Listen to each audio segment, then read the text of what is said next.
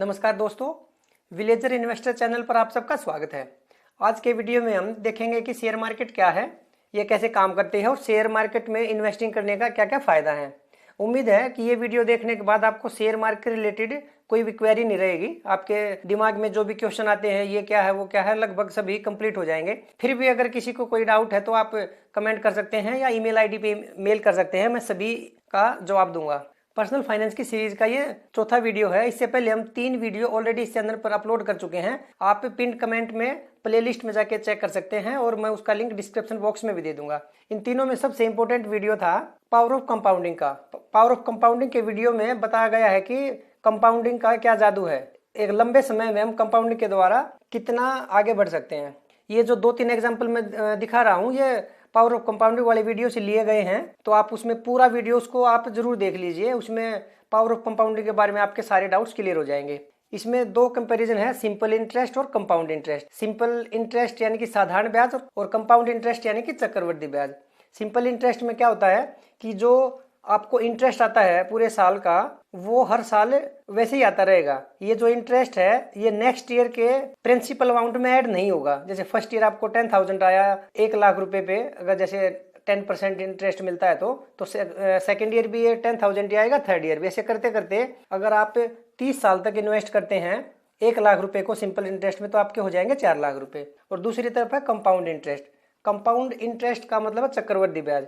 इसमें क्या होगा, जैसे फर्स्ट ईयर अगर सपोज 10% ब्याज मिलता है आपको, 1 लाख का 10,000 हो गया, तो नेक्स्ट ईयर क्या होगा, ये 10,000 रुपये 1 लाख में ऐड हो जाएंगे। 1,10,000 रुपये पे सेकंड ईयर में 11,000 मिले, थर्ड ईयर में ऐसे ही फिर 1,10,000 में 10 ऐड हो गए, ऐसे होगा। तो ऐसे करते करते अगर चक्रवृद्धि ब्याज को हम 1 लाख रुपये लगा देते हैं 10% इंटरेस्ट पे, तो 30 साल में वो बढ़कर 17,44,000 रुपये हो जाते हैं। अब देखो, सिंपल इंटरेस्ट में हुआ 4 लाख और कंपाउंड इंटरेस्ट में हुआ 17 लाख। नेक्स्ट देखिए, इंपोर्टेंस ऑफ स्टार्टिंग अर्ली। हमें जल्दी इन्वेस्टिंग क्यों शुरू करनी चाहिए उसके बारे में बताया गया है। ये राम और श्याम 2 दोस्त हैं। राम ने इन्वेस्टिंग 18 साल की उम्र में शुरू की और उसने 26 साल की उम्र में बंद कर दी इन्वेस्टिंग। 50,000 रुपये उसने सालाना इन्वेस्ट किया। टोटल उसने 8 साल इन्वेस्ट किया, 4 लाख रुपए उसने इन्वेस्ट कर दिए और उसमें छोड़ दिए। उसको मानते हैं कि 15% इंटरेस्ट मिला। 15% इंटरेस्ट, या बोल सकते हैं कि 15% रिटर्न मिला। जैसे म्यूचुअल फंड या स्टॉक्स में लगाते हैं तो उसमें इंटरेस्ट नहीं बोलते, उसमें रिटर्न बोलते हैं कि कितना रिटर्न मिला। तो जैसे वो 26 साल का होता है तो उसके पास इतने रुपए हो जाते हैं, और वो टोटल 60 साल की उम्र में उसके पास 9 करोड़ 14 लाख रुपए हो जाते हैं। उसने ओनली 8 साल के लिए इन्वेस्ट किया था और उस पैसे को वहीं पे छोड़ दिया। दूसरी तरफ श्याम ने क्या किया, 18 साल की उम्र में शुरू नहीं किया, 26 साल की उम्र में शुरू किया और वो 60 साल तक 50,000 रुपये सालाना जमा करता रहा। तो उसने टोटल 34 साल इन्वेस्ट किया। उसने टोटल अमाउंट 17 लाख रुपए इन्वेस्ट कर दी। माना कि दोनों को सेम ही मिलता है रिटर्न, उसको भी 15% की दर से रिटर्न मिला। 60 साल की उम्र में टोटल उसका रिटर्न हो जाता है 4 करोड़ 40 लाख रुपए, और श्याम ने केवल 8 साल के लिए इन्वेस्ट किया था, इसका है 9 करोड़ 14 लाख रुपए। आप देख सकते हैं कि दोनों में कितना डिफरेंस है, 9 करोड़ और कहाँ 4 करोड़। नेक्स्ट है, अगर आप 1 लाख रुपए इन्वेस्ट करते हो 60 साल की उम्र तक, तो उसमें अलग अलग रिटर्न पे कितना फर्क पड़ता है और जल्दी शुरू करने का कितना फायदा है। जैसे 40 साल की उम्र में कोई शुरू करता है तो 60 साल की उम्र तक उसके पास 20 साल ही है इन्वेस्ट करने के लिए, तो 20 साल इन्वेस्ट करेगा। अगर वो एफडी में लगाता है 6% में, तो उसके 38 लाख हो जाएंगे। और जैसे स्टॉक्स वगैरह में, म्यूचुअल फंड में 12-15% के हिसाब से लगा रहा है, तो अगर 12% के हिसाब से तो 80 लाख हो रहे हैं। और डायरेक्ट स्टॉक्स में अगर लगभग 15% मिलता है तो कोई गारंटी नहीं होती है, तो फिर भी उसके 1 करोड़ 17 लाख रुपए हो गए। सेम जैसे कोई छोटी उम्र का 20 साल का बच्चा ही शुरू कर देता है इन्वेस्टिंग, और वो 60 साल की उम्र तक उसके पास 40 साल है, तो उसने अमाउंट इन्वेस्ट किया टोटल 40 लाख रुपए, और जैसे 6% में मिलता है तो उसके हो गए हैं 1 करोड़ 64 लाख। और अगर वो 12-15% के हिसाब से उसका रिटर्न मिलता है तो 12% के हिसाब से 8 करोड़ 59 लाख हो गए, और 15% रिटर्न के हिसाब से 20 करोड़ 45 लाख रुपए हो गए। तो इसमें आप देख सकते हैं कि 3% में यहाँ पे कितना फर्क हो रहा है, और 6% और 12% में तो ये 8 गुना का 7 गुना 8 गुना फर्क पड़ रहा है। 1 करोड़ कहाँ और कहाँ 8 करोड़। इसलिए जो 1-2% भी लंबे समय में काफ़ी फर्क करता है रिटर्न। आप लोग वो पावर ऑफ कंपाउंडिंग वाला वीडियो जरूर देख लीजिए, उसमें ये सारे एग्जाम्पल पूरे डिटेल में बताए गए हैं। यहाँ तो मैंने शॉर्टकट में बताया है। चलो अभी शुरू करते हैं कि शेयर मार्केट क्या है, इसके बारे में। इस वीडियो में हम क्या क्या कवर करेंगे एक बार वो देख लेते हैं। सबसे पहले हम देखेंगे कि शेयर क्या है, शेयर में हमें क्यों इन्वेस्ट करना चाहिए, और अगर हम एक बार शेयर में इन्वेस्ट कर देते हैं तो उससे हमें क्या क्या फायदा होता है, कैसे बेनिफिट होता है, शेयर मार्केट क्या है और ये स्टॉक मार्केट या शेयर मार्केट की जो एक्सचेंज है उसका हिस्ट्री क्या है, और हमें शेयर खरीदने के लिए क्या क्या जरूरत पड़ती है, क्या क्या डॉक्यूमेंट्स की रिक्वायरमेंट है, ट्रेडिंग अकाउंट और डीमैट अकाउंट में क्या डिफरेंस है। आई थिंक बहुत से लोगों को पता नहीं होगा, वो डीमैट अकाउंट खोल लो, डीमैट अकाउंट खोल लो ऐसे ही सुनते हैं। ट्रेडिंग और डीमैट में क्या फर्क है वो भी देखेंगे। फुल सर्विस ब्रोकर और डिस्काउंट ब्रोकर क्या है, सीडीएसएल और एनएसडीएल क्या है, इनको डिपॉजिटरी भी बोलते हैं, डिपॉजिटरी पार्टिसिपेंट्स किसे बोलते हैं, डीपी बोलते हैं।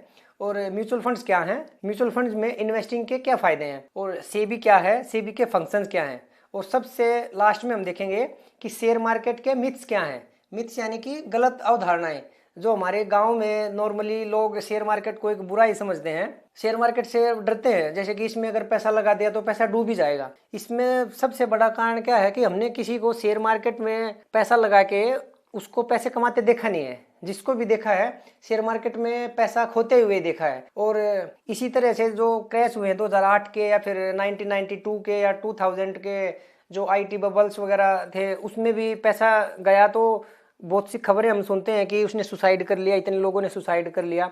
तो लोग पूरी खबर तो ध्यान देते नहीं है कि भाई कि जो उसमें उनका नुकसान हुआ है वो 5, 6, 7, 8 साल की बुल मार्केट में कितना पैसा कमाया है, उसके बाद 30, 40, 50% पैसा गिर गया तो उसमें नुकसान हुआ है। उससे पहले वो 5 गुना, 7 गुना, 10 गुना पैसे कर गए तो उसका लोग ध्यान नहीं देते हैं।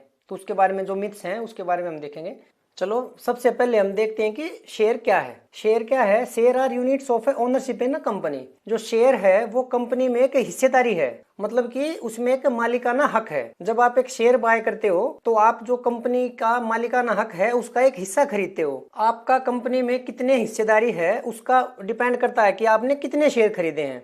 अगर जैसे किसी कंपनी में के टोटल 100 शेयर हैं और आपने एक शेयर खरीद लिया है तो आपका 1/100 मतलब 100वां हिस्सा आपका हिस्सेदारी है। और अगर आप उसमें 50 शेयर खरीद लेते हैं, टोटल शेयर 100 हैं, तो उसकी मतलब कि आपके पास उसकी आधे हिस्सेदारी है। तो ये है शेयर का मतलब, तो उसी कंपनी का हिस्सा है वो। तो जो शेयर होल्डर है वो कंपनी में जो भी प्रॉफिट होता है कंपनी डिविडेंड बांटती है, तो जितने जिसके पास जितने शेयर हैं तो उनको डिविडेंड के रूप में पैसा मिलता है। डिविडेंड मतलब कि जो अपना प्रॉफिट है कंपनी उसमें से कुछ पैसा डिविडेंड के रूप में इंडिविजुअल्स यानी कि जो जो उसके शेयर होल्डर्स हैं उनके बैंक अकाउंट में डाल देती है। पहले तो इसका चेक आता था, फिर चेक आपको अपने बैंक में जाके डिपॉजिट करना होता था।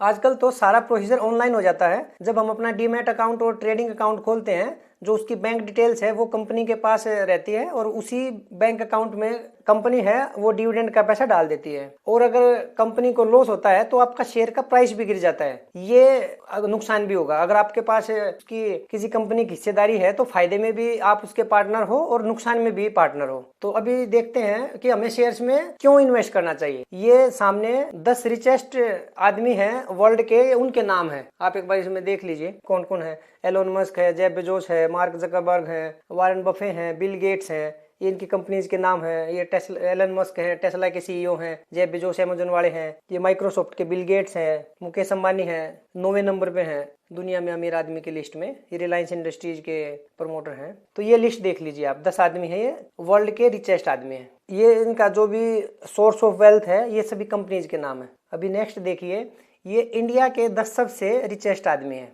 मुकेश अंबानी है, अडानी है, शिव नडार HCL वाले, ये दिलीप सिंह विसन pharma, Cyrus Poonawalla serum institute of India, ये जो कोविशील्ड वैक्सीन लगी थी वो सीरम इंस्टीट्यूट ने बनाई थी, उसके प्रमोटर हैं। बिरला जी हैं, राधा कृष्ण दमानी, लक्ष्मी मित्तल, ये कंपनीज के नाम है। DLF हो गया, GSW steel, HCL tech, Aditya Birla, ये सारे कंपनीज के नाम हैं जिनके ये प्रमोटर हैं। ये इंडिया के 10 सबसे अमीर आदमी हैं। ये दोनों लिस्ट आपने देख ली। अभी देखिए उस लिस्ट में किसी इंडियन फिल्म स्टार का नाम है। हम देखते हैं कि फिल्म स्टार तो इतना पैसा कमा लेते हैं। फिल्म स्टार हो गया जैसे शाहरुख खान, सलमान खान, आमिर खान, एक्ट्रेस ऐश्वर्या राय होगी, दीपिका पादुकोण, एक्टर्स अमिताभ बच्चन, या कोई जो भी फिल्म स्टार है किसी का नाम नहीं है। किसी इंटरनेशनल प्लेयर्स का भी नाम नहीं है। ये फुटबॉल के player Ronaldo, David Beckham, Rooney, cricket के रिकी पॉन्टिंग वगैरह किसी का नाम नहीं है। इंडियन प्लेयर्स में सचिन तेंदुलकर, विराट कोहली, रोहित शर्मा, सहवाग, आजकल के प्लेयर्स हार्दिक पांड्या, या कोई भी पॉलिटिशियन है, जो बाइडन है, अमेरिका के राष्ट्रपति व्लादिमीर पुतिन, रशिया के राष्ट्रपति Donald Trump, Narendra Modi, Jinping. कोई सिंगर्स का भी नाम नहीं है। वर्ल्ड के singer Lady Gaga, Justin Bieber, Shakira वगैरह इंडियन सिंगर्स, जो बड़े बड़े सिंगर्स हैं, अरिजीत सिंह, सोनू निगम, नेहा कक्कड़, पुराने लता मंगेशकर या श्रेया घोषाल, कोई भी, जो वो लिस्ट है उसमें किसी भी प्लेयर का नाम, पॉलिटिशियन का नाम, सिंगर का नाम, किसी का नाम नहीं है। जिसका भी नाम है उनका उसमें एक ही चीज कॉमन है कि वो सब बिजनेसमैन है, किसी ना किसी कंपनी से उनका संबंध जुड़ा हुआ है, और कोई आदमी ऐसा नहीं है जो अमीर आदमी की लिस्ट में शामिल है। एक ही चीज है जो उसमें कॉमन है, वो है बिजनेस। सभी लोग कुछ ना कुछ बिजनेस करते हैं, कोई अमेजोन में है, कोई टेस्ला में है, अपने इंडिया वाले अडानी ग्रुप में है, रिलायंस में है, सन फार्मा में है, सभी किसी ना किसी कंपनी में ही है। तो इसलिए जो भी बड़ा पैसा है वो शेयर में ही है, शेयर उनके पास, उनकी हिस्सेदारी है। जैसे रिलायंस की हिस्सेदारी उनके पास, मुकेश अंबानी जी के पास 53% के आसपास है। तो इसी तरह उनकी कंपनी में हिस्सेदारी है। सभी बिजनेस से ही बड़े बने हुए हैं। अगर पैसा कमाना, जैसे विराट कोहली इतनी ऐड में आते हैं तो हम सोचते हैं कि इतना पैसा उनके पास, तो इतना ऐड आ जाती है प्लेयर्स की, कभी आईपीएल में खेल लिए, कभी इंटरनेशनल मैच T20 में खेल लिए, उसमें तो बहुत पैसा मिलता हुआ, तो अमीर आदमी होंगे, पर उस लिस्ट में किसी का भी नाम नहीं है। तो इसलिए जो भी बड़ा पैसा है बिजनेस में ही है, तो हम भी उस बिजनेस में क्यों ना इन्वेस्ट करें। चलो अभी देखते हैं स्टॉक मार्केट में इन्वेस्टिंग क्यों इंपॉर्टेंट है। सबसे पहले है वेल्थ अक्मुलेशन, मतलब कि वेल्थ बढ़ाने के लिए शेयर मार्केट में इन्वेस्टिंग जरूरी है। लॉन्ग टर्म में शेयर मार्केट में वेल्थ बनती है। एक तो कैपिटल एप्रिसिएशन से, मतलब जो हमने पैसा लगाया है उसका भाव बढ़ता रहेगा। दूसरा डिविडेंड्स आता रहेगा, जैसे जैसे कंपनी का प्रॉफिट बढ़ता रहता है वो हर साल डिविडेंड भी हमें ज्यादा मिलता रहता है, जो उसका प्रॉफिट होता है। तो जैसे जैसे उसका प्रॉफिट बढ़ता रहेगा तो हमें डिविडेंड मिलेगा, और दूसरा उसका जो शेयर प्राइस है वो भी बढ़ता रहेगा। धीरे धीरे करके एक हमारा बड़ा कॉर्पस बन जाता है। और हिस्टोरिकली देखा गया है कि स्टॉक्स ने दूसरे जो भी फाइनेंशियल इन्वेस्टमेंट ऑप्शंस है उससे ज्यादा ही रिटर्न दिया है। हमारे सेंसेक्स और निफ्टी ने लगभग 13-14% के आसपास हिस्टोरिकल रिटर्न दिया है। निफ्टी तो 1992 से शुरू हुआ है और सेंसेक्स 1980s के आसपास से है। दूसरा है इन्फ्लेशन प्रोटेक्शन, मतलब कि जैसे जैसे महंगाई बढ़ती है तो हमारे पैसे पे जो हमारा रिटर्न है वो महंगाई से ज्यादा होना चाहिए, नहीं तो हम जो परचेजिंग पावर है उसको लूज करेंगे। जैसे इन्फ्लेशन 8% है और हमने 100 रुपए इन्वेस्ट किए, उस पर हमने एफडी में कर दिया, उस पर हमें 6% का इंटरेस्ट मिला, यानी कि 1 साल के बाद हमारे पैसे हो गए 106 रुपए। और इन्फ्लेशन है 108 रुपए, यानी कि 8% इन्फ्लेशन है। तो जो सामान को हम 1 साल पहले 100 रुपए में खरीद सकते थे, इस साल हम 108 रुपए में खरीद सकते हैं। तो पिछली बार जैसे अगर हमने 100 रुपए में उस चीज को खरीद लेते तो खरीद सकते थे, पर अगर 1 साल के बाद इन्फ्लेशन की वजह से उस चीज का प्राइस हो गया 108 रुपए और हमने उस पैसे को एफडी में डाल दिया था, तो हमारे पैसे 6% अगर एफडी रेट है तो हमारे पैसे हो गए 106 रुपए, उस चीज की कीमत 108 रुपए। तो आज के दिन हम वह चीज नहीं खरीद सकते हैं। इसमें इन्फ्लेशन का बहुत बड़ा रोल है। इसलिए हमें जहां भी इन्वेस्ट करना है, इन्फ्लेशन से ज्यादा रिटर्न जहां मिले उसी चीज में इन्वेस्ट करेंगे तो अच्छा रहेगा। तो जो शेयर्स हैं वो इन्फ्लेशन से ज्यादा रिटर्न देने की उम्मीद हम उनसे कर सकते हैं। दूसरा है पोर्टफोलियो डाइवर्सिफिकेशन। पोर्टफोलियो डाइवर्सिफिकेशन का मतलब है कि आप सारा पैसा एक जगह ही इन्वेस्ट ना करो। जैसे आप अलग अलग जगह इन्वेस्ट कर सकते हैं। जैसे आप प्रॉपर्टी में इन्वेस्ट करते हैं, तो अगर आपने बहुत बड़ी अमाउंट प्रॉपर्टी में लगा दी तो प्रॉपर्टी में फायदा होगा तो ही आपका एप्रिसिएशन होगा कैपिटल का। अगर प्रॉपर्टी 5 साल तक उसका रेट नहीं बढ़ा तो आपका कोई भी पैसे का, जितना भी आपने इन्वेस्टमेंट किया है उसका आपको फायदा नहीं होगा। तो पोर्टफोलियो डाइवर्सिफिकेशन में क्या होगा, अगर आप कुछ पैसे की प्रॉपर्टी खरीद ली, कुछ पैसा अपने शेयर्स में भी लगा दिया, कुछ एफडी में भी लगा दिया, कुछ आपने गोल्ड वगैरह में भी लगा दिया, तो जहां पे भी तेजी होगी तो उसी का फायदा आप उठा सकते हैं। अगर आप शेयर मार्केट में पैसा ही नहीं लगाएंगे तो जो पिछले 12-13% का रिटर्न दिया है इन्होंने पिछले 20-30 साल में शेयर मार्केट ने, तो आप उससे दूर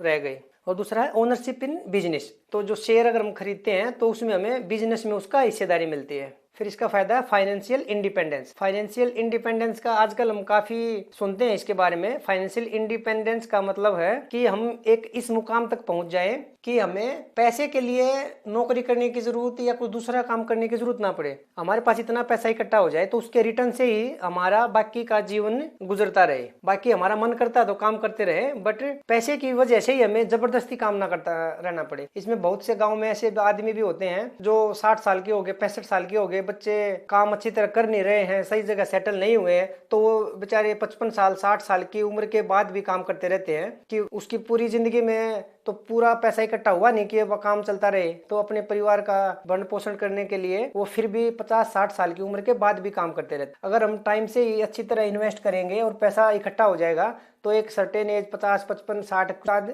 हमें ज्यादा काम करने की जरूरत नहीं पड़ेगी और जो पैसा हमने इन्वेस्ट किया है उसी के रिटर्न से हमारा काम चलता रहेगा। और नेक्स्ट है इकोनॉमिक ग्रोथ। जो हम पैसा इन्वेस्ट करते हैं तो वो सिस्टम में जाता है, यानी कि कंपनीज के पास पैसा जाता है तो कंपनीज और अपना फर्दर डेवलपमेंट करती है, तो उससे अपनी इकोनॉमिक ग्रोथ भी होती है, अपने देश की जीडीपी भी बढ़ती है, तो उसमें भी हमारी हिस्सेदारी बढ़ जाती है और उससे नए नए एक्सपेंशन और इनोवेशंस होते हैं। और स्टॉक मार्केट के जो इन्वेस्टर हैं वो अपनी जो जीडीपी बढ़ाने में भी काफी महत्वपूर्ण रोल अदा करते हैं। चलो अब देखते हैं कि शेयर मार्केट में इन्वेस्ट करके यानी कि शेयर बाई करके हमें कैसे कैसे फायदा होगा। सबसे पहले तो क्या है, अर्निंग फ्रॉम कैपिटल एप्रिसिएशन। जिस भी रेट पे हमने शेयर खरीदा है और फ्यूचर में उसका अगर रेट बढ़ता है तो उसको कैपिटल एप्रिसिएशन बोलते हैं। जैसे आपने 100 रुपए में खरीदा और उस शेयर का प्राइस बढ़ के 150 हो गया, 200 हो गया, तो वो कैपिटल एप्रिसिएशन हो गया आपका। पर इसमें कोई गारंटी नहीं होती कि कैपिटल एप्रिसिएशन ही होगा, कई बार शेयर का प्राइस नीचे भी आ जाता है। दूसरा तरीका जिससे हम पैसा कमाते हैं शेयर बाय करने के बाद वो है अर्निंग फ्रॉम डिविडेंड्स। मतलब कि कंपनी जो उसने पैसा कमाया है उसको कुछ उसका प्रॉफिट का कुछ हिस्सा शेयर होल्डर्स में बांट देती है डिविडेंड के रूप में। मतलब आपने जैसे 100 रुपए का कोई शेयर खरीदा और कंपनी ने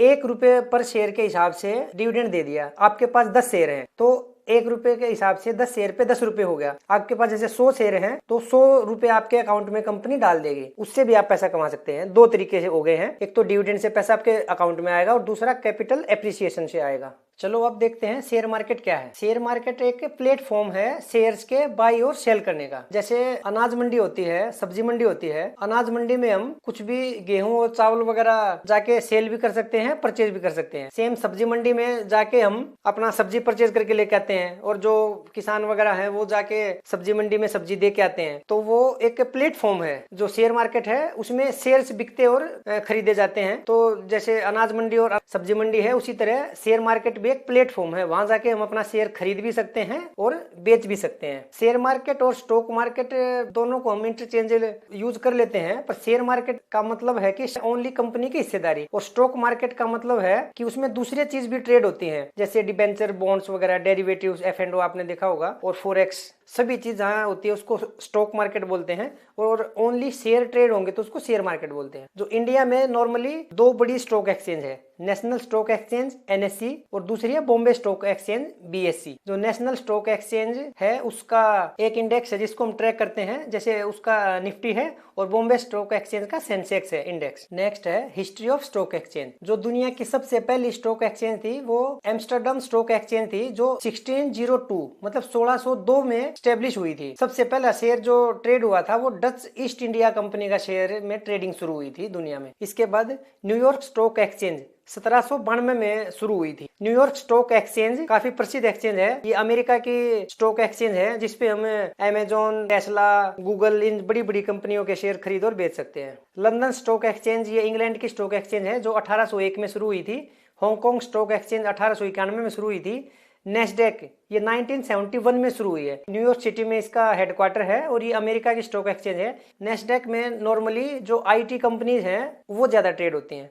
संघाई स्टॉक एक्सचेंज 1990 में शुरू हुई थी। अब देखते हैं इंडिया की स्टॉक एक्सचेंज के बारे में। बॉम्बे स्टॉक एक्सचेंज ये भारत की और एशिया की सबसे पुरानी स्टॉक एक्सचेंज है। ये 1875 में प्रेमचंद रॉयचंद नाम के एक आदमी ने शुरू की थी। ये दलाल स्ट्रीट बॉम्बे में इसका हेडक्वार्टर है और BSE में 6000 से ज्यादा कंपनियां ट्रेड होती हैं। पुराने जमाने में BSE में फ्लोर ट्रेडिंग होती थी, यानी कि जो ब्रोकर्स थे वहां फ्लोर में जाके सेल और परचेज की आवाज लगाते रहते थे, जो आप लोगों ने स्कैम 92 एक वेब सीरीज आई थी उसमें भी देखा होगा। और जो बाहर के लोग थे जो प्राइस वगैरह देखते थे उनको न्यूज़पेपर वगैरह में इसका पता चलता था कि किस शेयर का कितना प्राइस चल रहा है। पुराने जमाने में हम जैसे हम आजकल फोन में देख लेते हैं, ऐसा पॉसिबल नहीं था। NSE आने के बाद NSE ने डिजिटल काम शुरू कर दिया, उसके बाद फिर BSE ने भी शुरू कर दिया। आज के दिन तो NSE और BSE दोनों का ही हम ऑनलाइन ट्रेड कर सकते हैं। अब नेशनल स्टॉक एक्सचेंज यानी कि NSE के बारे में देखते हैं। BSE में जो फ्लोर ट्रेडिंग होती थी तो उसमें काफी गड़बड़ हो जाती थी कि वो अंदर कितने रुपए में ट्रेड कर रहा है बाहर को पता नहीं चलता था। तो जो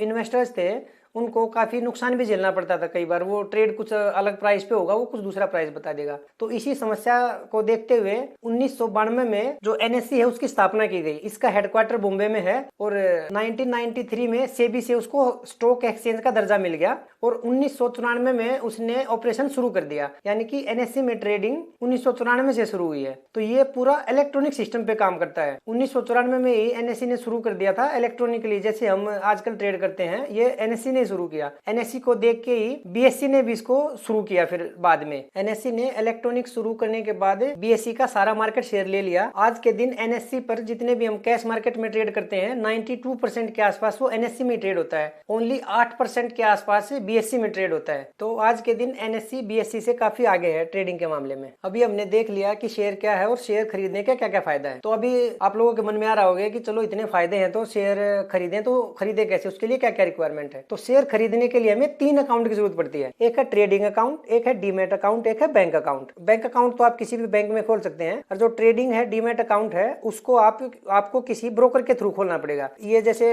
top 10 stock brokers in India है, जैसे ग्रो है, जीरोधा है, angel one, up stocks, ICI, आप किसी में भी अकाउंट खोल सकते हैं और उसके बाद आप शेयर्स बाई और सेल कर सकते हैं। तो पहले देख लेते हैं कि ट्रेडिंग अकाउंट क्या है। ट्रेडिंग अकाउंट क्या है, वो डीमेट अकाउंट और बैंक अकाउंट के बीच का लिंक है। ट्रेडिंग जैसे नाम से ही पता चल रहा है, ट्रेडिंग मतलब कि आप इसमें खरीद सकते हैं और बेच सकते हैं। यह डीमैट और बैंक अकाउंट के बीच का लिंक है। बैंक अकाउंट में तो अपने पैसे रहते हैं, तो ट्रेडिंग अकाउंट में हम क्या करेंगे, बैंक अकाउंट से पैसे ट्रांसफर कर लेंगे ट्रेडिंग अकाउंट में और ट्रेडिंग अकाउंट में हम शेयर खरीद लेंगे। तो ट्रेडिंग अकाउंट में शेयर रुकेगा नहीं, शेयर को सेव करने के लिए चाहिए डीमैट अकाउंट।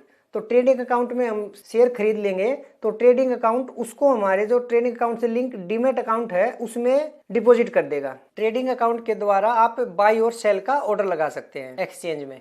एक्सचेंज कौन सी है, एक्सचेंज है वो एनएससी और बीएससी। आप जीरोधा में, अप स्टॉक्स में, आईसीआईसीआई डायरेक्ट में, किसी में भी अकाउंट खोलो, आप ट्रेडिंग अकाउंट के थ्रू अगर ऑर्डर लगाएंगे तो वो दोनों एक्सचेंजों पे जाएगा कि एनएससी पे आप परचेज करना चाह रहे हो या बीएससी पे। मतलब कि ट्रेडिंग अकाउंट मेनली आपके बैंक अकाउंट का और डीमैट अकाउंट के बीच का लिंक है। नेक्स्ट है डीमैट अकाउंट। डीमैट अकाउंट क्या है, जैसे बैंक अकाउंट होता है उसमें हमारा पैसा रहता है। डीमैट अकाउंट में क्या है, वो डिजिटली फॉर्म में, इलेक्ट्रॉनिक फॉर्म में शेयर डीमैट अकाउंट में रहता है। डीमैट अकाउंट में आप बाई और सेल का ऑर्डर नहीं लगा सकते, बाई और सेल करना पड़ेगा आपको ट्रेडिंग अकाउंट से।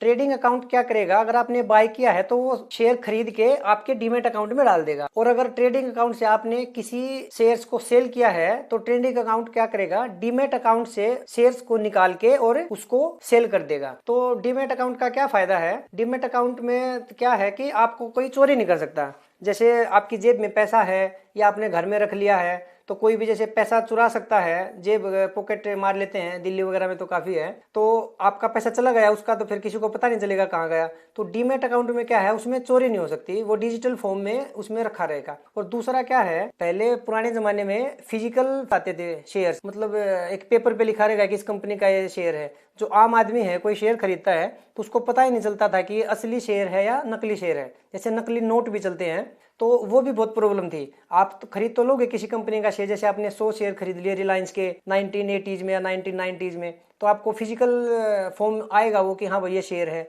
आप उसको लेके बैठे हो, 2 साल 4 साल के बाद उसका पैसा बढ़ गया, तो उसके बाद जब आप उसको सेल करने गए तो ब्रोकर ने बताया तो फर्जी है, तो आप तो ठगे गए। तो इसलिए उसमें बहुत सी धोखाधड़ी होती थी पुराने जो फिजिकल फॉर्म होते थे शेयर्स के। तो इसलिए गवर्नमेंट ने डीमैटेराइजेशन फॉर्म में शेयर्स को रखना शुरू कर दिया।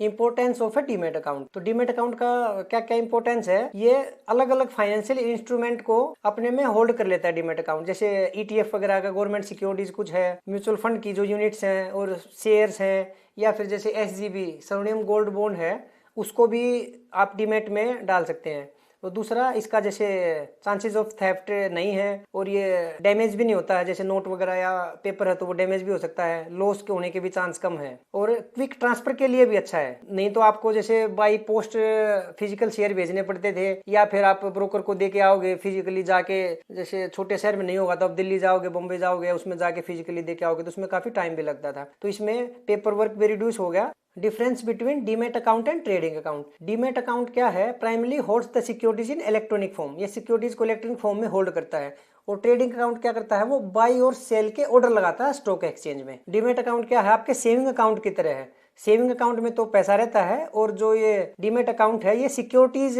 होल्ड करता है पैसे की जगह पे। और ट्रेडिंग अकाउंट आपको बाय और सेल करने में सहायता करता है। डीमेट अकाउंट का main aim to provide safe storage for securities in digital format है और आप ऑल इन्वेस्टमेंट को एक प्लेस पे ही देख सकते हैं। नहीं तो क्या होगा कि आप कहीं पे गए हुए वहां को शेयर खरीद लिए तो अलग अलग जगह पे रखे रहेंगे, तो इसमें एक जगह ही दिख जाएंगे आपने बॉन्ड खरीदा है या शेयर खरीदा है कुछ भी। और ट्रेडिंग अकाउंट में तो आप कुछ भी सिक्योरिटीज या कुछ बॉन्ड वगैरह कुछ भी खरीदते हैं तो ओनली वो ट्रेडिंग ही कर सकते हैं, बाय सेल कर सकते हैं। इलेक्ट्रॉनिकली रखने के लिए डीमेट अकाउंट का यूज होता है। अभी आपने काफी ये भी सुना होगा कि फुल सर्विस ब्रोकर क्या है और डिस्काउंट ब्रोकर क्या है। तो डीमेट अकाउंट ट्रेडिंग अकाउंट हम खोलते हैं तो हमारे पास दो ऑप्शन है कि हम फुल सर्विस ब्रोकर में खुलवाएं या डिस्काउंट ब्रोकर में। दोनों का डिफरेंस जल्दी जल्दी देख लेते हैं। डिस्काउंट ब्रोकर क्या है, discount broker normally online platform होता है। इनकी फिजिकली ब्रांच आपको सभी शहरों में नहीं मिलेगी। जो डिस्काउंट ब्रोकर है उसके कुछ एग्जाम्पल्स हैं, जैसे जीरोधा है, अपस्टॉक्स है, ग्रो है। ग्रो तो अभी नंबर 1 हो गया है, जीरोधा नंबर 2, अपस्टॉक्स। ये काफी 2013-14 के बाद ये ऑनलाइन प्लेटफॉर्म काफी बढ़ गए हैं। ये सारे डिस्काउंट ब्रोकर हैं। डिस्काउंट ब्रोकर क्या करते हैं, आपको शेयर खरीदने और बेचने में प्लेटफॉर्म यूज कर देंगे, आपको कुछ एडवाइजरी टिप्स वगैरह नहीं देंगे, इसलिए ये डिस्काउंटेड ब्रोकर है। अगर जैसे फिजिकली ब्रांच नहीं है तो इनका खर्चा भी कम आता है, तो ये जो ब्रोकरेज है इनकी बहुत कम होती है। कोई कोई ब्रोकर तो 0 ब्रोकरेज पे भी काम करता है, या मैक्सिमम 0 या फिर मैक्सिमम 20। डिस्काउंट ब्रोकर आपको एनालिसिस और एडवाइजरी रिलेटेड सर्विस नहीं देते हैं, इसमें खर्चा बहुत कम होता है, आपको ब्रोकरेज बहुत कम लगेगी। दूसरा है फुल सर्विस ब्रोकर। ये पुराना मेथड है, इसमें आपको रिसर्च और एडवाइस भी देंगे, रिटायरमेंट प्लानिंग, टैक्स टिप्स वगैरह सब चीज बताते हैं ये। और दूसरा फुल सर्विस ब्रोकर आपके लगभग सभी शहरों में मिल जाएंगे। इसमें मेन एग्जांपल हैं ICICI डायरेक्ट है, मोतीलाल ओसवाल है, शेर खान है, रिलायंस सिक्योरिटीज है, HDFC सिक्योरिटीज, SBI कैपिटल, ये इनके एग्जाम्पल हैं। ये आपको नॉर्मली बड़े शहरों में मिल जाएंगे। तो एक तो ये टिप्स वगैरह देते हैं, उसमें इनको अपने रिसर्च एनालिस्ट वगैरह रखने पड़ते हैं। और दूसरा फिजिकल ऑफिस इनके सभी शहरों में मिलेंगे, तो इनका खर्चा ज्यादा है। इनका खर्चा ज्यादा है तो ये जो कस्टमर्स हैं, जो इन्वेस्टर्स हैं, उनसे पैसा भी ज्यादा चार्ज करते हैं। तो अगर आप फुल सर्विस ब्रोकर में अकाउंट खुलवाते हो तो आपको जो ब्रोकरेज है वो थोड़ी सी ज्यादा लगेगी, पर इसमें आपको ये फायदा है कि आपको कुछ एडवाइस भी दे देंगे कि भाई ये शेयर अच्छा है, ये खराब है, इस टाइप से। नेक्स्ट है how to open a trading and demat account. आजकल डीमेट और ट्रेडिंग अकाउंट खोलना इतना आसान हो गया है, आपको बस आधार कार्ड और पैन कार्ड, दो ही चीज चाहिए। और जो आधार कार्ड से मोबाइल नंबर लिंक होना चाहिए, उस पर OTP आने वाला, तो ऑनलाइन ही सारा काम हो जाता है। पहले तो क्या होता था, आपको फिजिकली जाके एक IPV इन पर्सन वेरिफिकेशन करना होता था, फॉर्म्स भरने पड़ते थे, आइडेंटिटी प्रूफ लगाना पड़ता था और एड्रेस प्रूफ। आधार के अलावा दूसरा भी लगा सकते हैं, जैसे कि ड्राइविंग लाइसेंस वगैरह और दूसरी भी चीज भी। पर आज के दिन तो ऑनलाइन सारा काम हो जाता है। तो आप ये आधार कार्ड, पैन कार्ड और मोबाइल नंबर जो आधार कार्ड में लिंक है उससे काम हो जाएगा। और इसके साथ में आपको एक बैंक अकाउंट की भी जरूरत पड़ेगी, जो बैंक अकाउंट आपका डीमेट अकाउंट में भी रजिस्टर होगा और ट्रेडिंग अकाउंट में भी। ट्रेडिंग अकाउंट में तो आप शेयर खरीदने के लिए उससे पैसा ट्रांसफर करोगे और शेयर बेचेंगे तो उसमें पैसा वापस आएगा बैंक अकाउंट में। और डीमेट अकाउंट में लिंक करने का क्या फायदा है, जो कंपनी आपको डिविडेंड देती है तो वो सेम बैंक अकाउंट में आपका क्रेडिट हो जाएगा। नहीं तो पहले क्या होता था, कंपनीज आपको चेक भेजती थी, आप फिर उस चेक को अपने बैंक में जाके डिपॉजिट करोगे तो तब डिविडेंड मिलता था। आज के दिन तो ऑनलाइन डीमेट अकाउंट में ही जो बैंक लिंक है उसमें पैसा आ जाता है। वैसे एज पर रूल के हिसाब से तो डीमेट अकाउंट और जो ट्रेडिंग अकाउंट है वो दोनों एक ही ब्रोकर के थ्रू खोलना कोई जरूरी नहीं है, पर फिर भी जो ब्रोकर है वो इंसिस्ट करते हैं कि ट्रेडिंग और अकाउंट साथ में खोलोगे तो अच्छा रहेगा। उनको जो डीमेट से डेबिट करना पड़ता है शेयर अगर आप बेच रहे हो तो उसमें थोड़ी सी आसानी रहती है। तो आप दोनों एक ही ब्रोकर के थ्रू खोल सकते हैं, कोई दिक्कत नहीं है। और इसमें एक ये KYC का प्रोसेस है वो 1 टाइम ही है। अगर वो एक बार आपने किसी म्यूचुअल फंड में या फिर किसी ब्रोकर में एक बार अकाउंट खोल लिया तो नेक्स्ट टाइम वो KYC को आपको दोबारा ये सब फॉर्म वगैरह भरने की जरूरत और पैन कार्ड, आधार कार्ड दोबारा भरने की जरूरत नहीं है। वो एक बार जैसे किसी भी सेबी रजिस्टर्ड मेंबर से एक बार KYC हो गया तो एक बार KYC होने के बाद वो दूसरे जगह आप जा रहे हो, जैसे आपने शेयर मार्केट में कर दिया इन्वेस्टमेंट और फिर आपको म्यूचुअल फंड में करना है, तो म्यूचुअल फंड में जाओगे तो जो पुराना KYC हो रखा है वो उसी से फैच कर लेगा, आपको दोबारा सब कुछ फॉर्म वगैरह भरने की जरूरत नहीं है। अब देखते हैं CDSL और NSDL। इसको डिपॉजिटरी भी बोलते हैं। कोई भी आप शेयर खरीदते हैं या फिर आप शेयर बेचते हैं तो NSDL और CDSL से SMS भी आता है और आपको मेल भी आता है। तो ये चीज क्या है, NSDL और CDSL ये शेयर डिपॉजिटरीज हैं। जो डीमैट अकाउंट जो हमने पीछे बताया है, तो NSDL और CDSL उसको होल्ड कर सकते हैं। आप किसी भी ब्रोकर के यहाँ पे अकाउंट खोलें, ज़ीरोधा खोलें, ICICI खोलें, HDFC खोलें, ग्रो खोलें, तो वो जो डीमैट अकाउंट खोलेंगे वो तो या NSDL के पास खोलेंगे या CDSL के पास खोलेंगे। ये दो ही गवर्नमेंट से अप्रूव्ड हैं। और जो मार्केट रेगुलेटर सेबी है उससे इन दो को ही परमिशन मिला है शेयर होल्ड करने के लिए, डीमैट अकाउंट ओपन करने के लिए। CDSL 1999 में शुरू हुआ था और CDSL की पेरेंट कंपनी BSE है। इसमें नंबर ऑफ इन्वेस्टर आप देख सकते हैं, 10 करोड़ से ज्यादा इन्वेस्टर्स हैं। दूसरा NSDL है। NSDL है ये NSE की आर्म है, ये 96 में शुरू हुई थी। दूसरा है डिपॉजिटरी पार्टिसिपेंट्स, DP बोलते हैं, जो नॉर्मली ट्रेडिंग अकाउंट जो खोलते हैं, जैसे शेर खान, मोतीलाल ओसवाल, ज़ीरोधा, दो जगह उनको अकाउंट ओपन करना पड़ता है। एक तो ट्रेडिंग अकाउंट में खोलेंगे वो NSE BSE के साथ, और दूसरा शेयर डिपॉजिट करने के लिए जो डीमैट अकाउंट होता है उसको खोलना पड़ेगा NSDL या CDSL के पास खोलेंगे। जितने भी नए डिस्काउंट ब्रोकर हैं, ज़ीरोधा, अपस्टॉक्स, ये क्या है नॉर्मली CDSL के पास ही अकाउंट खोलते हैं। तो जो डिपॉजिटरी पार्टिसिपेंट्स है वो बीच में एक ब्रोकर है जो आपको NSDL, CDSL और इन्वेस्टर के बीच में आपको एक लिंक के रूप में काम करता है। तो आपका जो KYC वगैरह है वो DP, डिपॉजिटरी पार्टिसिपेंट्स ही कर देगा। NSDL, CDSL के पास डायरेक्ट जाने की जरूरत नहीं है। जैसे NSE BSE के पास डायरेक्ट जाने की जरूरत नहीं है, जो ब्रोकर ही काम कर देगा। तो वो सेम डिपॉजिटरी पार्टिसिपेंट्स, जो ब्रोकर ही नॉर्मली वही रहता है। आजकल जो ब्रोकर है वो डिपॉजिटरी पार्टिसिपेंट्स भी रहता है। पहले क्या होता था, ब्रोकर अलग रहता था और डिपॉजिटरी पार्टिसिपेंट्स अलग रहता था। जैसे IL एंड FS होता था, वो डिपॉजिटरी पार्टिसिपेंट होता था। और ये जैसे अपस्टॉक्स है, ये 2015-16 तक भी अपस्टॉक्स से डिपॉजिटरी पार्टिसिपेंट नहीं था। वो जो अकाउंट खोलेगा वो IL एंड FS के थ्रू खोलता था। तो आज के दिन तो लगभग सभी एक ही हैं, इनको डिपॉजिटरी पार्टिसिपेंट्स बोलते हैं। अभी देखते हैं म्यूचुअल फंड क्या है। अगर आप जैसे डायरेक्ट कोई शेयर खरीदते हैं, रिलायंस का खरीद लिया, HDFC बैंक खरीद लिया, कोई भी, तो आपने एक शेयर खरीद लिया, तो वो सीधा जो भी उसका फायदा नुकसान होगा तो वो आपको डायरेक्ट होगा। एकदम ज्यादा फायदा भी हो सकता है, नुकसान भी हो सकता है। एक दूसरा ऑप्शन है खरीदने का शेयर से, उसमें आप एक बास्केट टाइप में बहुत सारे शेयर कर सकते हैं, उसको म्यूचुअल फंड है। इसका थोड़ा एक बार डिस्कस कर लेते हैं। What are mutual funds? Mutual fund क्या है? म्यूचुअल फंड कंपनी क्या है, पूल्स मनी, यानी कि लोगों से पैसा लेती है, इकट्ठा करती है। जैसे कि मैंने 1,000 रुपए दे दिए, आपने 2,000 रुपए दे दिए, किसी ने 10,000 रुपए दे दिए, ऐसे करके टोटल जैसे 1,00,000 रुपए हो गए। तो उसको क्या करेगी, इन्वेस्ट करेगी in securities such as stocks, bonds, gold, silver. वो जरूरी नहीं है कि शेयर्स में ही करे। तो आप जिस टाइप का म्यूचुअल फंड लेंगे, सब टाइप के म्यूचुअल फंड है। अगर आप इक्विटी म्यूचुअल फंड लेते हैं तो स्टॉक्स में पैसा लगाएगा, आप डेट म्यूचुअल फंड लेते हो तो बॉन्ड्स में लगाएगा। कुछ गोल्ड के भी म्यूचुअल फंड्स हैं, तो आपके पैसे को गोल्ड ETF वगैरह में या फिजिकली कहीं गोल्ड खरीद के रखते हैं तो आप उसके थ्रू भी कर सकते हैं। और गवर्नमेंट सिक्योरिटीज वगैरह में अदर एसेट्स थ्रू एक्सपर्ट, और ये एक्सपर्ट की सहायता से उस पैसे को लगाते हैं। जैसे जो नॉर्मल आम इंसान है उसके पास इतनी इंफॉर्मेशन भी नहीं रहती है और इतनी समझ भी नहीं रहती है कि कौन सा शेयर खरीदें या कौन सा ना खरीदें। तो म्यूचुअल फंड उन लोगों के लिए बहुत अच्छा साधन है। उसमें सभी लोग धीरे थोड़ा थोड़ा करके पैसा इन्वेस्ट करते हैं और वो कंपनी उन सबके बिहाफ पे इक्विटीज और बॉन्ड्स या जो भी जिस टाइप का आप इन्वेस्ट करोगे वो चीज लेके खरीद लेती है, और वो पैसा बढ़ेगा तो आपका पैसा भी बढ़ेगा। इसका थोड़ा बहुत चार्ज रहता है, आधा % 1% से 2% तक भी हो जाता है। वो डिपेंड करता है आप डायरेक्ट म्यूचुअल फंड में जा रहे हो या रेगुलर म्यूचुअल फंड में। इस ग्राफ के द्वारा आप देख सकते हैं कि म्यूचुअल फंड कैसे काम करता है। इसमें सबसे पहले इन्वेस्टर्स हैं, इन्होंने पैसा दे दिया फंड मैनेजर को, यानी कि जो फंड मैनेजर है उसको पैसा दे दिया इकट्ठा इकट्ठा, किसी ने 5,000, 10,000, बड़ा अमाउंट कितना भी।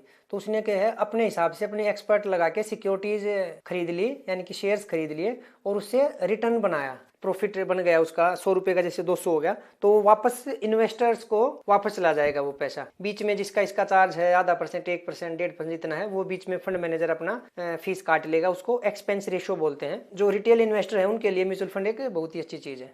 तो why do people by mutual funds? Mutual fund में क्यों इन्वेस्ट करना चाहिए? तो इसमें सबसे पहले क्या है, प्रोफेशनल मैनेजमेंट। जो उसमें हमारे जो फंड मैनेजर हैं उनके पास एक पूरी टीम रहती है, 10-15 आदमी और उससे ज्यादा भी हो सकते हैं, जो फाइनेंस बैकग्राउंड के होते हैं, और उनको पूरा आता पता रहता है कि भाई कौन सा शेयर्स क्या है। तो प्रोफेशनल मैनेजमेंट मिल जाता है हमें। दूसरा डाइवर्सिफिकेशन। डाइवर्सिफिकेशन का मतलब है, इसमें एक कोट भी है पुरानी, don't put all your eggs in one basket. एक बास्केट में सारे एग मत डालो। अगर एक बास्केट गिर गई तो सारे फंड एक साथ ही टूट जाएंगे। अगर आपने 2-3 बास्केट ले रखी हैं और अलग अलग बास्केट में एग डाल रखे हैं तो एक बास्केट गिर गई तो बाकी तो बच जाएंगे। तो सेम इसमें है। तो म्यूचुअल फंड क्या करता है, नॉर्मली 20, 25, 30, 40 कंपनी खरीद के रखता है। आपने जैसे 1,000 रुपये भी इन्वेस्ट किए तो वो 40 कंपनी में चले गए। कोई कंपनी अच्छा करेगी, कोई बुरा करेगी, तो फिर भी आपका लॉस होने का चांस कम है, क्योंकि वो आपने 1,000 रुपये जो लगाया है वो अलग अलग कंपनी में डिवाइड हो गया। और आप इंडिविजुअल लेवल पे अगर आप डायरेक्ट शेयर खरीदेंगे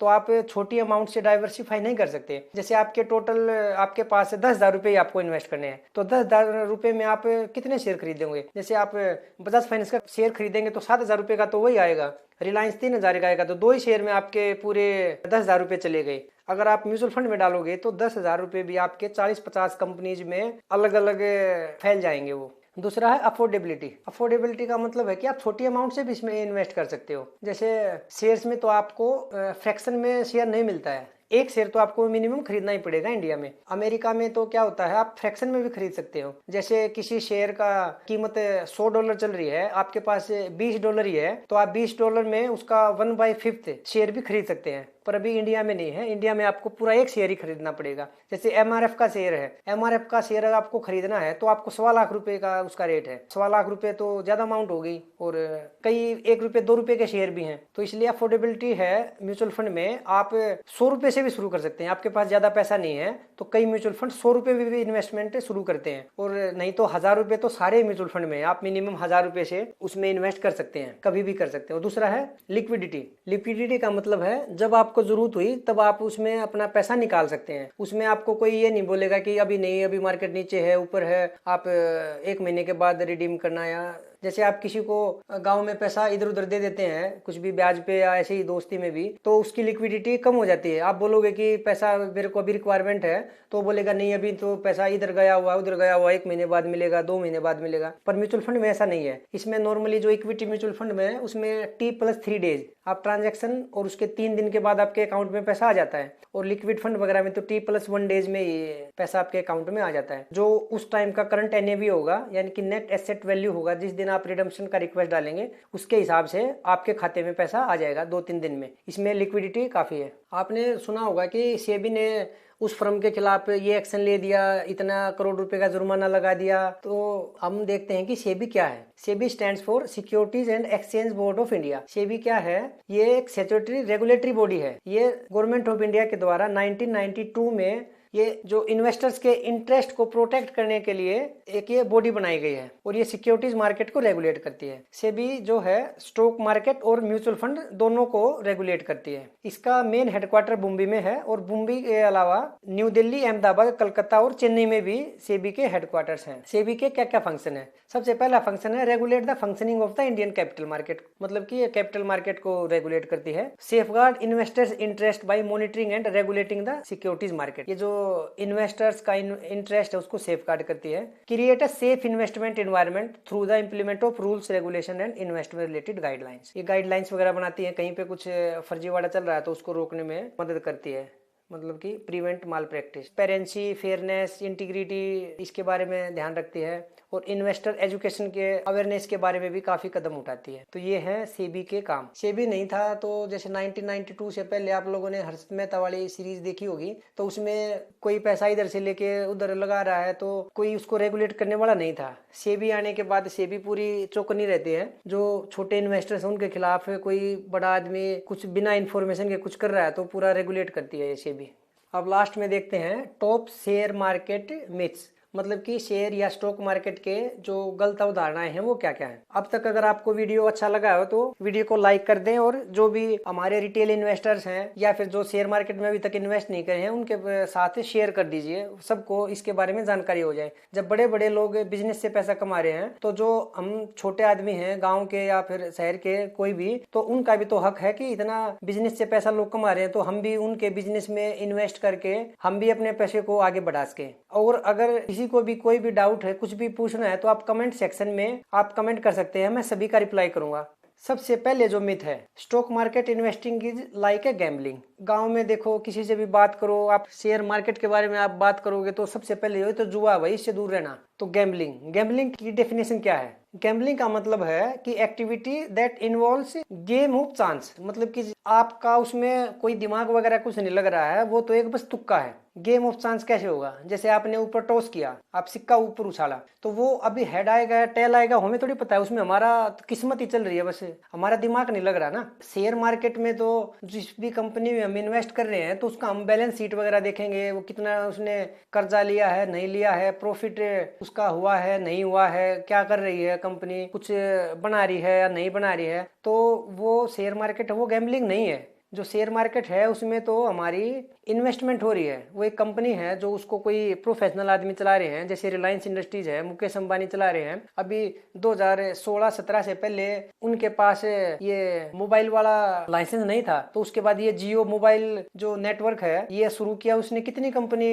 खराब कर दी। यानी कि पहले टेलीनोर और डोकोमो पता नहीं क्या क्या थे, वो सब खत्म हो गए। अभी एयरटेल, वोडाफोन और जियो तीन ही बचे हैं, तो उसने अपना बिजनेस बढ़ाया ना। तो आप रिलायंस का शेयर प्राइस भी देखेंगे तो जो 2016-17 से अभी तक लगभग 3 गुना हो गया होगा। यहाँ से पैसा अगर वो कमा रहे हैं तो उस कंपनी का प्रॉफिट बढ़ रहा है, कंपनी का प्रॉफिट बढ़ेगा तो शेयर प्राइस भी बढ़ेगा। तो इसमें जो शेयर मार्केट है वो गैम्बलिंग नहीं है। कई शेयर हैं 1 रुपए 2 रुपए के, पेनी स्टॉक्स बोलते हैं, उसमें आप अगर ऐसे ही तुक्का मार के काम करोगे, आप कुछ देख नहीं रहे हो कि कंपनी प्रॉफिट कर रही है नहीं कर रही है, तो वो फिर गैम्बलिंग में काउंट हो जाएगा।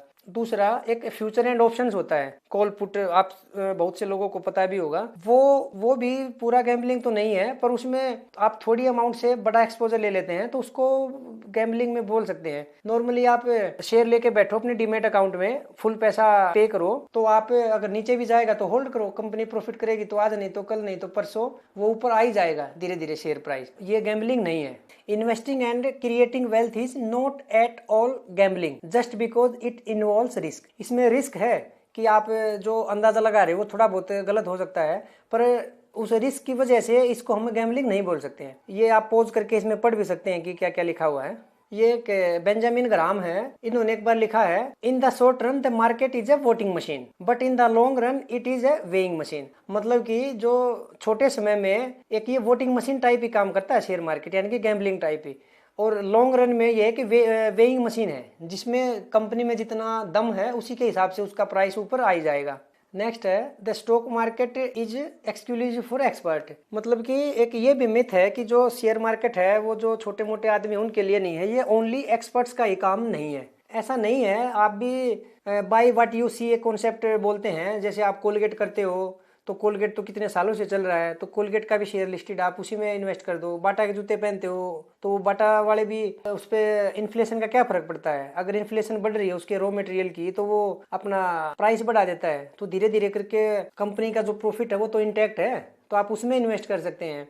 तो ये स्पेशल एक्सपर्ट की नहीं है। एक्सपर्ट जो है वो अच्छा रहता है, पर ये जरूरी नहीं है कि आप एक्सपर्ट नहीं है तो आप इसको इन्वेस्ट ही मत करो। अगर आपके पास ज़्यादा एक्सपर्टीज नहीं है शेयर मार्केट की तो आप म्यूचुअल फंड के थ्रू भी इन्वेस्ट कर सकते हैं।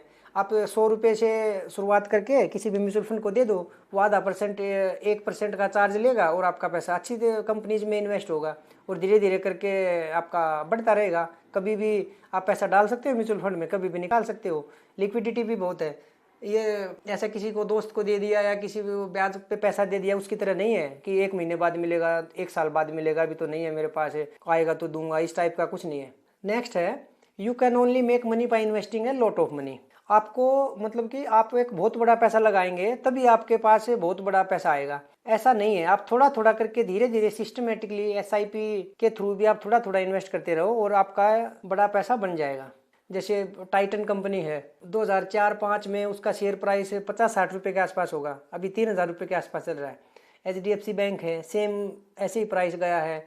ITC है, हिंदुस्तान यूनिलीवर है जिसका आप शैम्पू, लक्स साबुन वगैरह, जो क्लिनिक प्लस है, डव शैम्पू, ये सब यूज़ करते हैं आप। कोलगेट है, तो आप जैसे पुराना हिस्टोरिकली इनका चार्ट देखोगे तो धीरे धीरे करके मल्टीफोल्ड रिटर्न आए हैं। जैसे रिलायंस है, आप ज़्यादा छोटी कंपनी में मत जाओ, बड़ी कंपनी में रहो, तो धीरे धीरे करके वो आप छोटी अमाउंट से भी बड़ा पैसा बना सकते हैं। नेक्स्ट मिथ है you require large capital of invest. मतलब कि आपको बहुत बड़ा पैसा इसके लिए रिक्वायरमेंट है, ऐसा नहीं है। आप छोटी अमाउंट से भी इन्वेस्ट करते हैं, जैसे म्यूचुअल फंड में बताता 100 रुपये से 1000 रुपये से भी इन्वेस्ट कर सकते हैं।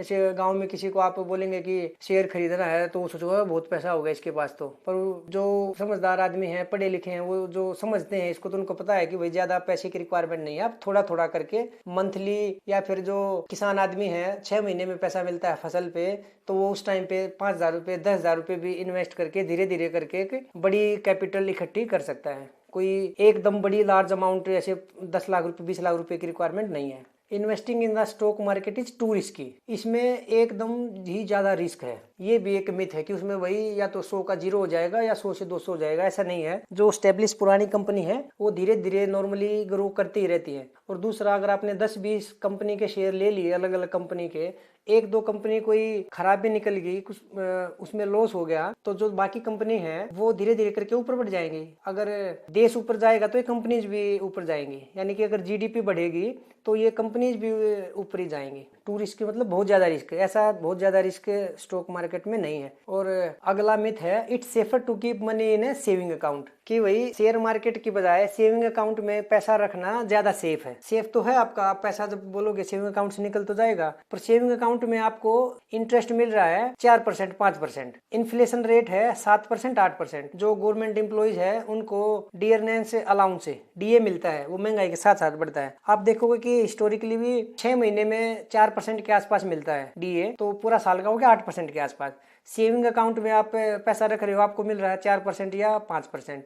तो वो सेम जो पहले भी बताया था, जो चीज आप 100 रुपए में आज खरीद पा रहे हो, एक साल के बाद वो 108 रुपए में हो जाएगी। सेविंग अकाउंट में आपका पैसा 100 रुपए से 104 रुपए 105 रुपए होगा, तो एक साल के बाद वो चीज आप नहीं खरीद पाओगे। तो इसलिए सेविंग अकाउंट में पैसा इतना सेफ नहीं है। नेक्स्ट है investing is too complicated and time consuming, मतलब कि यह बहुत कॉम्प्लिकेटेड है, इसमें बहुत सा पंगा रहेगा और बहुत टाइम लेगा। ऐसा नहीं है। आप अगर ज्यादा दिमाग नहीं लगाना चाहते तो आप ईटीएफ या म्यूचुअल फंड में पैसा डाल के आप भूल जाओ। वो जो आधा % 1% में जो म्यूचुअल फंड मैनेजर है, फंड मैनेजर, वो आपका पैसा इन्वेस्ट करेगा अच्छी जगह और आपको अच्छा रिटर्न भी मिलेगा। तो ये कोई टाइम कंज्यूमिंग वाला काम नहीं है कि आपको पूरा दिन सारा काम छोड़ के इसी में लगा रहना पड़ेगा। You need a lot of money to start investing, ये तो रिपीटेड ही है। आप सिस्टमेटिक इन्वेस्टमेंट प्लान के द्वारा 100 रुपये 500 रुपये से भी SIP कर सकते हैं, इतना कोई ज्यादा बड़ी कैपिटल साथ में नहीं चाहिए। नेक्स्ट है I can wait for the best time to get in the market. हाँ, एक ये भी मिथ है कि आपको टाइमिंग करनी पड़ेगी मार्केट के लिए, कि हाँ अब मार्केट गिर गई है उसके बाद मैं पैसा डालूंगा फिर मार्केट बढ़ेगी, ऐसा नहीं होता है। आप मार्केट को टाइम नहीं कर सकते, वो कभी भी ऊपर जाएगी कभी भी नीचे जाएगी, आपको पता ही नहीं चलेगा। इसका सबसे अच्छा तरीका है इन्वेस्ट करने का, आप सिस्टमेटिकली मंथली या क्वार्टरली कुछ ना कुछ अमाउंट इन्वेस्ट करते रहो और बाकी वो ऊपर नीचे होते होते धीरे धीरे आपका पैसा बढ़ जाएगा। पुराने म्यूचुअल फंड्स का आप देखोगे 20-30 साल का रिटर्न, तो कई म्यूचुअल फंड तो ऐसे हैं जिसका 20% के आसपास का रिटर्न है। जैसे कि रिलायंस का ग्रोथ फंड है, शायद अभी निप्पॉन इंडिया ग्रोथ फंड के नाम से होगा, उसका आप देखोगे 94 से लेके अभी तक 20% के आसपास का रिटर्न होगा। काफी पुराने फंड आप देखोगे तो 15 साल 20 साल का काफी 18% 20% के आसपास का रिटर्न है। और सेंसेक्स और निफ्टी ने दिया है 12 13 14% रिटर्न, तो और इन्फ्लेशन 8% है 7% है, तो उससे तो ज्यादा ही है। अभी है बॉटम लाइन। बॉटम लाइन क्या है, मतलब कि यह सभी के लिए एक्सेस है, ऐसा नहीं है कि ये रिच आदमी या फिर कोई एक्सपर्ट आदमी वही इन्वेस्टिंग कर सकता है, ये सभी कोई भी कर सकता है। आप म्यूचुअल फंड का रूट ले सकते हैं अगर आपके पास ज्यादा एक्सपर्टीज नहीं है, और यह आपको जो इन्वेस्टिंग है वो आपको फाइनेंशियल गोल पहुंचने में हेल्प करेगा। और ये कोई ज्यादा पैसा आपको नहीं चाहिए कि वही एकदम ही आपको 5 लाख 10 लाख रुपए चाहिए, तो ये बहुत ही एक अच्छा साधन है। म्यूचुअल फंड क्या है, कैसे काम करता है, कौन सा म्यूचुअल फंड अच्छा है, नेक्स्ट वीडियोज में अगर आपको रिक्वायरमेंट सा लगे तो आप कमेंट में बता सकते हैं, तो म्यूचुअल फंड पे भी हम एक अलग से डेडिकेटेड वीडियो बना देंगे। तो सबसे ज्यादा तो इसी बात पे फोकस है कि आप इन्वेस्टिंग शुरू करो, और जितना जल्दी शुरू करोगे उतना ही अच्छा है। अच्छी कंपनीज में इन्वेस्ट करोगे तो धीरे धीरे करके पैसा बढ़ता रहेगा। हाँ, और दूसरा एक सबसे इम्पोर्टेंट चीज है, अगर आप कंपनी में इन्वेस्ट कर दिया, जैसे 100 रुपए आपने इन्वेस्ट किया, तो आपकी लायबिलिटी 100 रुपए की है, यानी कि आपने अगर जैसे खराब कंपनी ले ली तो 100 रुपए का आपका 0 हो सकता है, यानी कि 100% लॉस हो सकता है। 100% लॉस आपका हो गया और कंपनी के पास फिर भी काफी कर्ज है, तो तो कोई आपसे मांगने नहीं आएगा कि भाई 100 रुपए का तो आपने शेयर लिया था, अभी 200 रुपए और दे दो कि कंपनी के पास तो बहुत कर्ज है। वो कोई नहीं मांगने आएगा। तो यही एक लिमिटेड लाइबिलिटी बोलते हैं इसको, पब्लिक लिमिटेड कंपनी जो एक्सचेंज पे ट्रेड होती है।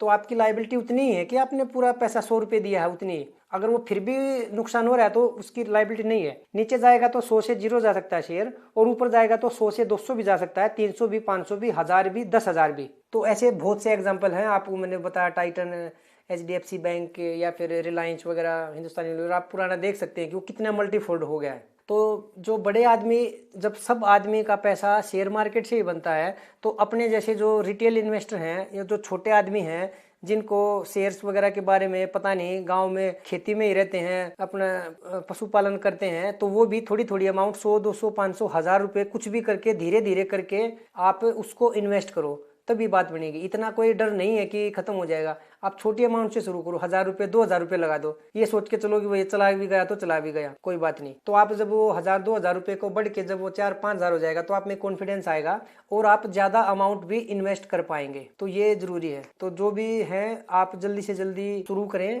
डायरेक्ट शेयर्स ना लेना चाहो तो म्यूचुअल फंड के थ्रू भी आप इन्वेस्टिंग शुरू कर सकते हैं। चलो अभी वीडियो को क्लोज करते हैं, काफी लंबा वीडियो हो गया है। अगर आपको इन्फॉर्मेशन अच्छी लगी हो तो चैनल को सब्सक्राइब कर दीजिए, और अपने जो दोस्त हैं जो मेनली जो गांव में रहते हैं, जो इन्वेस्टिंग को बस गैम्बलिंग ही सोचते हैं कि ये तो बस एक जुआ है, उनको ये वीडियो फैला दें। उनको पता चलेगा कि इतना ये जुआ नहीं है, पैसा धीरे धीरे शेयर मार्केट से ही बनता है। क्योंकि जो भी वो दिखाया था top 10 richest people in world और इन इंडिया, वो सारे बिजनेसमैन ही है। कोई फार्मर का नाम उसमें नहीं है, किसी प्लेयर का नाम नहीं है, किसी का भी नाम नहीं है। चलो अभी वीडियो को क्लोज करते हैं। और आपका कुछ भी कमेंट हो, कुछ भी आपको इसके बारे में ज्यादा जानकारी चाहिए, कोई छोटा क्वेश्चन हो, कुछ बड़ा क्वेश्चन हो, तो आप कमेंट बॉक्स में लिख सकते हैं।